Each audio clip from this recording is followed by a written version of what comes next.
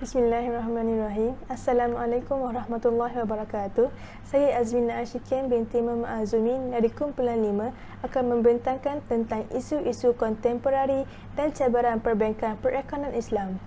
Saya pembentang pertama akan membentangkan tentang pendahuluan, definisi dan juga sejarah perkembangan perekonomian Islam. Pendahuluan. Krisis kewangan global yang melanda dunia secara tidak sedar merupakan satu rahmat kepada perekonomian Islam dan telah menjadikan perekonomian Islam sebagai satu tumpuan dan alternatif penting kepada perbankan konvensional. Hasil kajian mendapati kestabilan dan kekukuhan perbankan Islam adalah disebabkan industri ini rata-ratanya berpaksikan pada prinsip tegahan riba, mengadaptasi prinsip perkongsian untung rugi serta konsep jualan tambahan harga. Walau bagaimanapun, halangan utama yang wujud yang menjadikan perbankan Islam ini tidak sepenuhnya stabil dan kukuh adalah disebabkan perbankan Islam ini masih beroperasi dalam kerangka kewangan konvensional yang menjadi kekangan utama dalam mengimplementasikan keseluruhan ciri-ciri spesifikasi yang dimiliki. Seterusnya, definisi. Perbankan Islam boleh didefinisikan sebagai perbankan yang selaras dengan sistem nilai dan etos Islam. Ini bermakna, perbankan Islam bermaksud pelaksanaan operasi perbankan berlandaskan prinsip yang ditetapkan dalam Islam. Ia juga merupakan institusi kewangan yang berobjektif untuk mengimplementasikan prinsip ekonomi dan kewangan Islam dalam arena perbankan. Dengan kata lain, ia merupakan institusi yang diwujudkan untuk menyediakan kemudahan dan perkhidmatan bank khususnya kepada umat Islam yang berlandaskan syarak. Sistem perbankan pula bermaksud satu rangka kerja institusi perbankan dan kewangan yang prinsip perjalanan dan amalannya berdasarkan kodex syariah untuk merealisasikan keadilan dan pengagihan kekayaan pendapatan. Sejarah perkembangan perekonomian Islam di dunia. Pada tahun 1963, wujud perbankan Islam yang pertama yang dikenali sebagai Bank Minggamar Local Saving iaitu di Mesir. Ianya ditubuhkan oleh Dr. Ahmad An-Najjar pada 25 Jun 1963 dan ianya beroperasi sehingga tahun 1967. Pada tahun 1970, wujudnya Pertubuhan Negara-Negara Islam atau OIC iaitu Organisation Islamic Conference yang ditubuhkan oleh Raja Faisal bin Abdul Aziz dari Arab Saudi. Daripada penubuhan tersebut, beliau menyarankan supaya setiap negara Islam menubuhkan sistem perbankan Islam di negara masing-masing. Akhirnya, penubuhan bank-bank berasaskan perbankan Islam di setiap negara Islam semakin bertambah dari semasa ke semasa. Seterusnya, sejarah perkembangan perekonomian Islam di Malaysia. Pada tahun 1969, institusi kewangan Islam pertama yang diperkenalkan di Malaysia ialah Penubuhan Lembaga Urusan dan Tabung Haji. Seterusnya, pada tahun 1983, Bank Islam pertama di Malaysia dan Asia Tenggara iaitu Bank Islam Malaysia BIMB. Bank Negara Malaysia BNM menggalakkan semua institusi perbankan menawarkan perkhidmatan perbankan Islam. Ia merupakan sebuah institusi tabungan dalam sistem kewangan Islam yang ditubuhkan bagi membolehkan umat Islam menyimpan wang secara beransur-ansuran untuk menunaikan fardu haji dan juga melibatkan diri dalam penanaman modal. Assalamualaikum, nama saya Tengku Nur Amisha binti Tengku Nurul Huda daripada kumpulan 5. Saya akan membentangkan tentang konsep perbankan Islam dan juga isu pertama bagi isu-isu kontemporari dalam perekonomian perbankan Islam. Konsep perbankan Islam ada dua, iaitu yang pertama, tiada unsur faedah ataupun bunga hutang kerana ianya diharamkan dalam agama Islam. Oleh itu, perniagaan atau sistem yang patuh syariah tidak boleh melibatkan sebarang urusan yang berunsurkan riba seperti caj faedah yang jelas menjurus kepada riba. Yang kedua ialah elakkan elemen-elemen haram. Terdapat 4 elemen yang perlu dielakkan dalam perbankan Islam. Yang pertama ialah gharar, iaitu satu konsep jual beli yang dilarang dalam agama Islam dan secara umumnya ia bermaksud sesuatu perkara yang tidak diketahui akibatnya. Yang kedua ialah zulm, iaitu satu aktiviti penindasan atau aktiviti yang kejam. Yang ketiga ialah ikhtiar. Secara umumnya, ia bermaksud menyembunyikan sesuatu. Yang keempat ialah maisir, iaitu aktiviti yang berunsurkan perjudian, di mana pertandingan atau pertaruhan antara dua pihak akan mengakibatkan kerugian kepada salah satu pihak. Isu pertama bagi isu-isu kontemporari perbankan perakaunan Islam ialah Islamfobia. Dari segi latar belakang, Islamfobia merujuk kepada rasa fobia atau kebimbangan terhadap Islam. Ia juga bermaksud sesuatu permusuhan dan ketakutan yang tidak berasas terhadap Islam dan akibat ketakutan atau kebencian itu pada orang Islam atau majoriti daripada mereka. Cabaran dalam isu ini ialah yang pertama, dari segi kelemahan dan kekurangan dalam penyebaran maklumat tentang sistem ini, iaitu sistem perbankan Islam. Yang kedua ialah tidak mempunyai maklumat yang tepat tentang sistem perbankan Islam. Yang ketiga ialah masyarakat kurang berpengetahuan tentang sistem perbankan Islam ini. Implikasi atau kesan yang berlaku terhadap isu ini ialah yang pertama, ia memberi kesan kepada fizikal dan mental masyarakat. Yang kedua, ia memberi impak atau persepsi yang negatif tentang sistem perbankan Islam dalam diri masyarakat. Yang ketiga, berlakunya penganiayaan individu antara masyarakat. Yang keempat, sistem ini dituduh sebagai satu sistem yang zalim. Cara bagi mengatasi isu Islamfobia ini ialah pendekatan dakwah.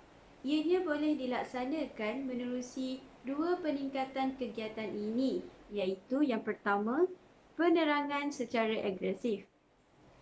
Ianya mestilah digerakkan oleh pertubuhan dakwah di seluruh negara bagi memberi kefahaman dan penjelasan terhadap ajaran serta nilai luhur agama Islam yang sebenar.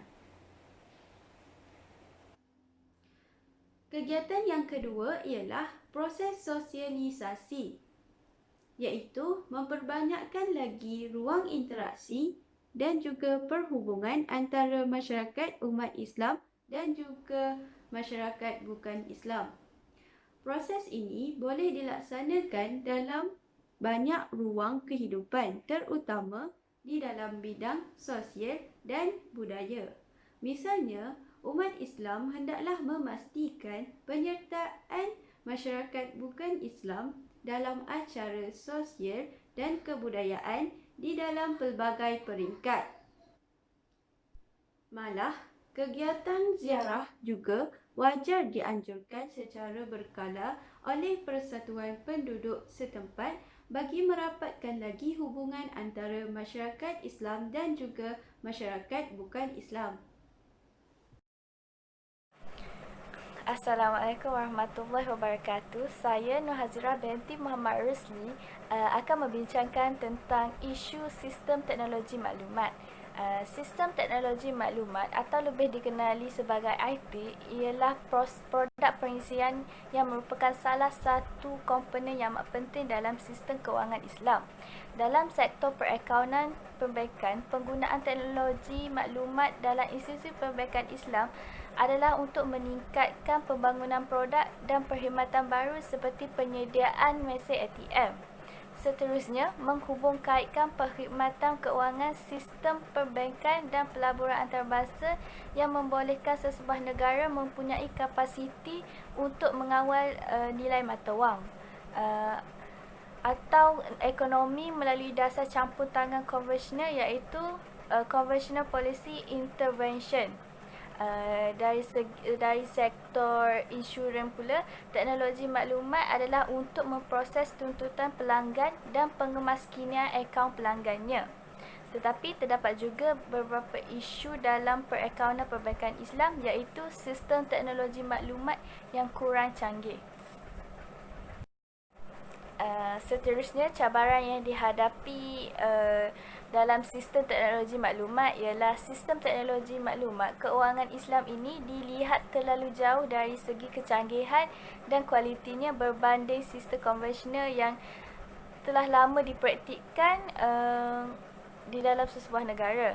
Seterusnya, terdapat beberapa kekurangan kritikal dalam sistem ini seperti kiraan zakat dan kalender hijri yang menjadi keutamaan di dalam prinsip Islam. Selain itu juga, rujukan perkhidmatan teknologi maklumat terlalu sedikit dan amat sukar untuk menilai sesuatu benda itu mengikut piawai syariah dalam sesebuah perbankan Islam. Seterusnya, implikasi dalam sistem teknologi maklumat ialah memberi kesan kepada institusi keuangan Islam dan pembekal perkhidmatan teknologi maklumat. Menurut Bank Negara Malaysia, pada masa kini banyak institusi yang menawarkan perkhidmatan perbankan Islam tetapi tidak menggunakan penyelesaian perbankan Islam yang sebenar. Ini kerana pada asasnya bermakna bahawa sistem semasa mereka tidak termasuk semua ciri-ciri yang diperlukan dalam melaksanakan perkhidmatan perbankan Islam dan penggunaan manual yang masih dikendaki secara optimum. Seterusnya, proses perbankan Islam di sebuah negara juga akan mengalami kerumitan dan jangka masa pemprosesan yang agak lama kerana kurangnya pengetahuan dan bahan rujukan tentang kaedah perbankan Islam itu sendiri bagi segelintir pihak yang mengendalikannya. Akhir sekali, bank-bank yang menggunakan sistem perbankan Islam juga terlihat kurang baik dari segi keuntungan berbanding bank yang menggunakan sistem konvensional. Seterusnya, cara mengatasi bagi masalah sistem perbankan Islam ialah pihak yang berkaitan atau orang atasan haruslah menyediakan aliran kerja atau workflow yang jelas dan kukuh. Seterusnya, mengurangkan tahap kebergantungan terhadap pasukan IT dan melebihkan lagi fleksibiliti atau kemudahan kepada penggunaan perniagaan. Selain itu, menyediakan atau menambahkan lagi bahan rujukan tentang pengurusan keuangan Islam dan laporan yang bersesuaian. Kerajaan atau pihak atasan juga haruslah menyediakan lebih banyak lagi teknologi yang canggih serta moden untuk perbankan perakaunan Islam. Akhir sekali, masyarakat juga amat digalakkan untuk perkasakan lagi sistem IT dalam perbankan Islam. Pertama sekali, saya akan kupas tentang latar belakang isu bagi aset dan modal kecil dalam perbankan Islam, iaitu sistem perbankan Islam masih lagi mempunyai sebahagian kecil daripada jumlah keseluruhan aset perbankan global.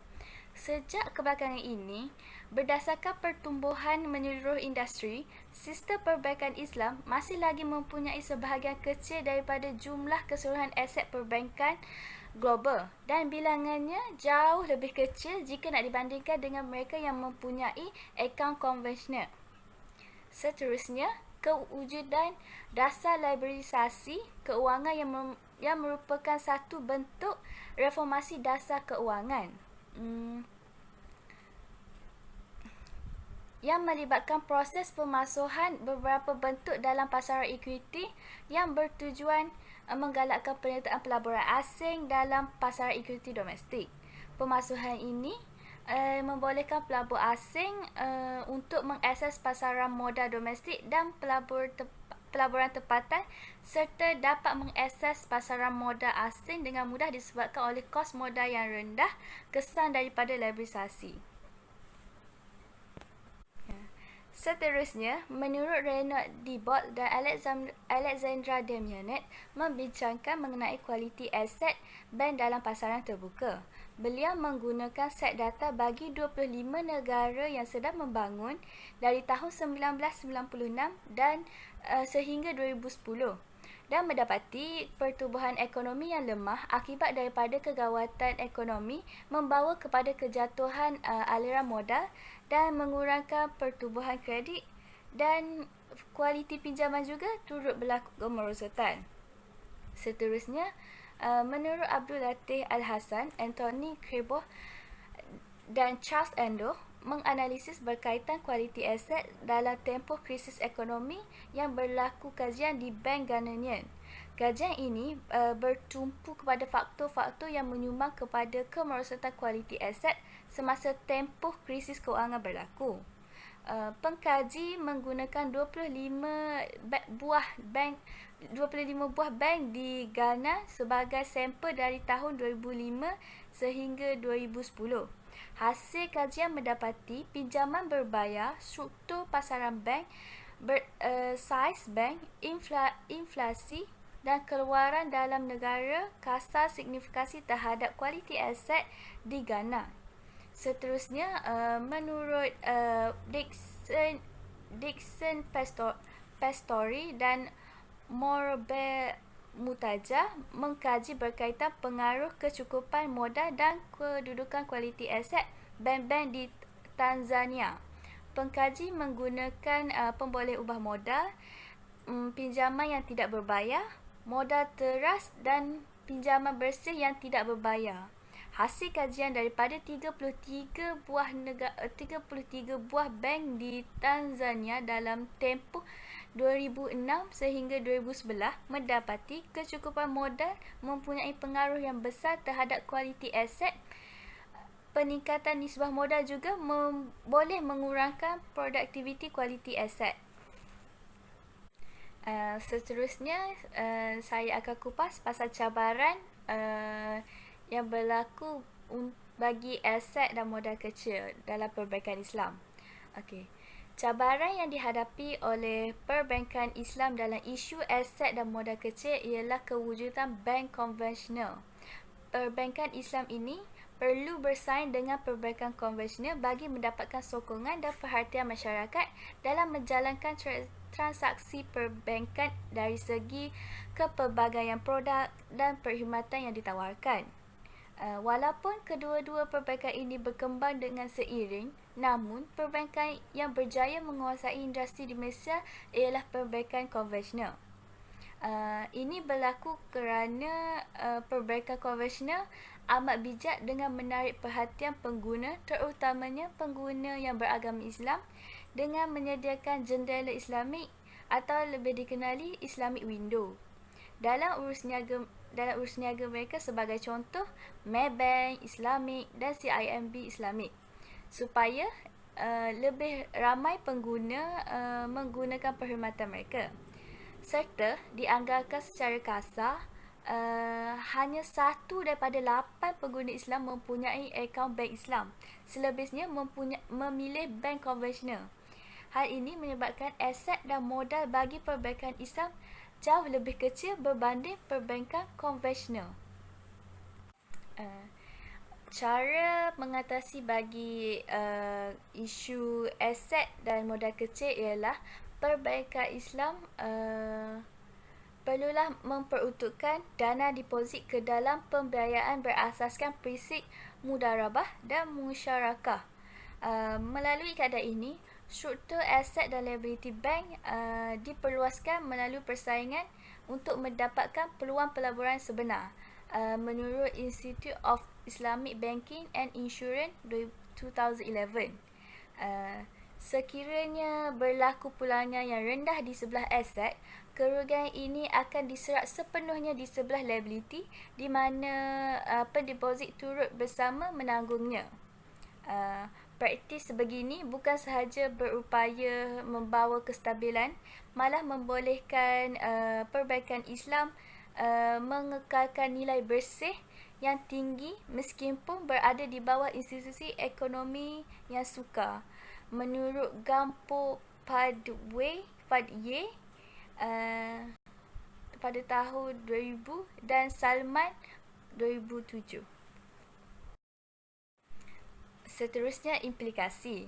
Implikasi daripada isu aset dan modal kecil ini ialah pihak bank tidak dapat menjangka dengan tepat pengeluaran deposit, dan pada masa yang sama, pihak bank akan menyalurkan dana deposit tersebut kepada pelanggan bagi tujuan untuk pinjaman tempoh yang panjang.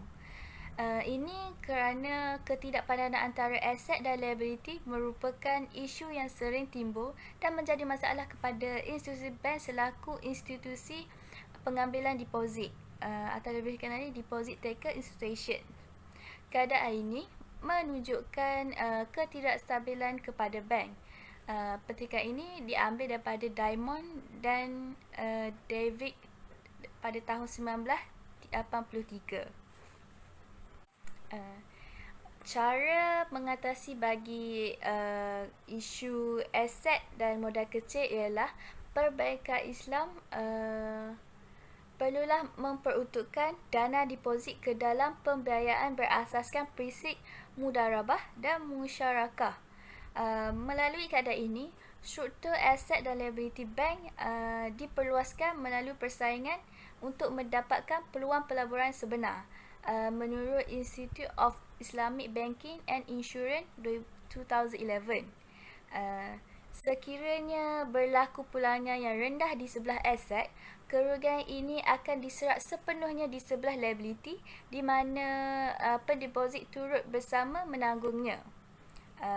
Praktis sebegini bukan sahaja berupaya membawa kestabilan, malah membolehkan perbankan Islam mengekalkan nilai bersih yang tinggi meskipun berada di bawah institusi ekonomi yang sukar. Menurut Gampo Padye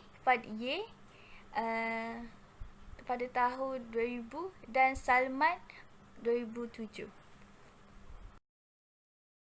Krisis kewangan global dan ketidakstabilan sistem perbankan dan kewangan dunia pada tahun 2007 hingga 2008 masih dapat dirasai sehingga kini, dan ini masih belum dapat diatasi sepenuhnya. Buruk selepas The Great Depression bukan sahaja mengetengahkan isu-isu berkaitan kestabilan daya tahan institusi kewangan, malah ia juga turut meroncakkan pertumbuhan ekonomi.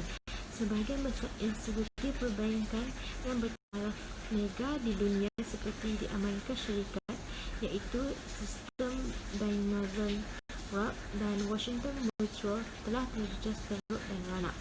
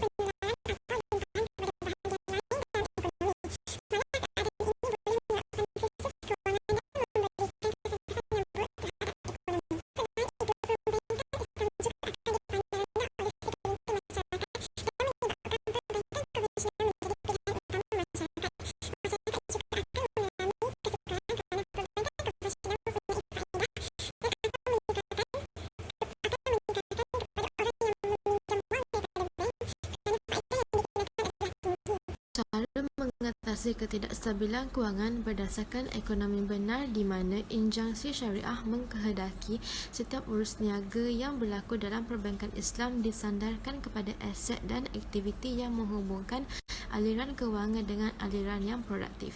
Berdasarkan injunksi ini, pengembangan kredit dalam perbankan Islam tidak boleh dibuat sewenang-wenangnya dan mestilah berdasarkan transaksi jual beli barangan serta perkhidmatan sebenar. Dalam konteks pelaburan pula, pengaturan prinsip perkongsian untung rugi iaitu PLS yang dikemukakan oleh Islam mengkehendaki wujudnya penyepaduan antara usaha dan risiko dalam pelaburan sebenar. Melalui pengaturan ini, aktiviti benar dijangka dapat menjana keuntungan yang cukup untuk menampung risiko yang diambil oleh perbankan Islam. Dari segi dimensi etika dan moral, sistem perbankan Islam tidak boleh dipisahkan dari perspektif nilai etika dan moral seperti yang digariskan di dalam Al-Quran dan Sunnah. Prinsip ini ditanam di dalam peraturan operasi perbankan Islam melalui beberapa aktiviti penstrukturan produk yang jelas tidak beretika dan berdosa dan aktiviti yang penuh dengan unsur-unsur penindasan dan eksploitasi serta berbahaya kepada kehidupan. Perbankan Islam merupakan suatu industri yang amat penting dalam menjana aktiviti pembangunan negara. Hal ini kerana ia merupakan salah satu pengamalan sistem ekonomi Islam. Operasi perbankan Islam melalui sumber dana dari pembiayaan dana memerlukan kemahiran perakaunan kerana ia mampu memberikan yang terbaik kepada individu, masyarakat dan negara. Seterusnya, keseimbangan di antara pembangunan ekonomi dan pembangunan sosial melalui pembiayaan dalam sektor yang halal boleh membantu membangunkan negara serta memberi peluang yang saksama kepada semua lapisan rakyat. Serta SPI lebih tulus dalam menjaga nilai-nilai murni kepada individu serta menjaga keadilan rakyat. Akhir sekali, sebagai rakyat Malaysia, terutama rakyat Malaysia yang beragama Islam, kita perlulah mengambil inisiatif dan peluang untuk menerjui kewangan Islam ke arah yang lebih baik dan mengikut syariah Islam. Hal ini kerana kita bukan sahaja mencari keuntungan, tetapi kita juga mempunyai tanggungjawab untuk memberi sumbangan kepada kesejahteraan umat Islam serta negara secara amnya.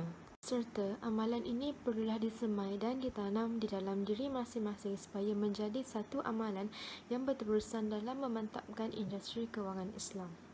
Sekian, terima kasih.